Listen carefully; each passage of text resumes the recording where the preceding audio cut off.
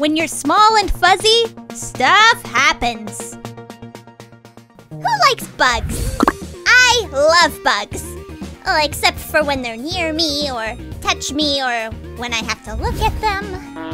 Of course, some bugs are nicer than others, but I think most of us can agree that wasps are pretty mean. Like, sheesh, you swat at them once and they get all mad at you. Although I think they can afford to be short-tempered because they don't have anything to lose. Like, if a bee stings you once, it's dead. But a wasp can sting you as many times as it wants with no consequences. Yikes! I like to think I keep a pretty cool head around wasps. Picture this. It's a hot summer day and young Fidget is playing in the park with her brother when suddenly we see a wasp. Now, I'd heard somewhere that if you stay real still, wasps will leave you alone. So what did I do? I froze on the spot.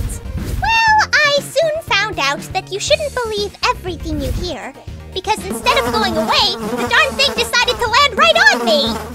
It landed on my right paw, which had frozen in a kind of cupped position behind my back, which made it all the lot worse because it meant I couldn't see it. I was scared out of my mind, but young Fidget was brave and didn't move a muscle, not even when the wasp decided to crawl inside of my cupped paw. My brother, oh my dear sweet brother, was just watching it all happen. Don't just stand there, I whispered frantically. Do something! What do you want me to do? He asked. It was right around then that the wasp started biting me. That's right, biting me. No stingers involved. It didn't even hurt, but I could feel my flesh between its two little pincers. It was as if the little guy wanted to find out what Nimbat tastes like. I freaked out and told my brother to go get our mom. So, off he went, leaving me standing there like some kind of nervous, sweaty statue. Boy, he sure took his sweet time. Knowing my brother, he probably stopped for a snack or something on the way. While I was waiting, I could practically hear the wasp say to itself, what a delicious flavor. I'd better call my friends. In case you don't know, wasps release pheromones into the air to communicate with each other. It's like talking on the phone, but with smell. Pheromone telephone. Young Fidget sure didn't know about pheromone telephones. All I knew at the time was that more wasps were suddenly showing up and landing on me. By the time my mom and brother showed up, I had at least 5 wasps crawling all over my body, all of them biting me. Mom, help me! I pleaded while desperately trying to keep still. My mother stared at the wasps crawling all over me, and do you know what she did? She laughed at me. Sheesh! Some motherly instincts she had. Just swat them away, she said.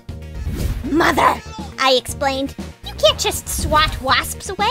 They'll get mad and sting you. She thought for a moment and then said, okay, I have an idea. I watched as she took off her boot. Mom, what are you doing? She just smiled at me and said, are you ready? No, I screamed, but it was too late. She threw her boot at me. If swatting at wasps was a bad idea, I sure as heck wasn't sticking around to find out what happens when you throw a boot at them. I booked it. I ran around that park for dear life, screaming and waving my arms around like some kind of lunatic. Luckily, young Fidget made it out of there without a single sting.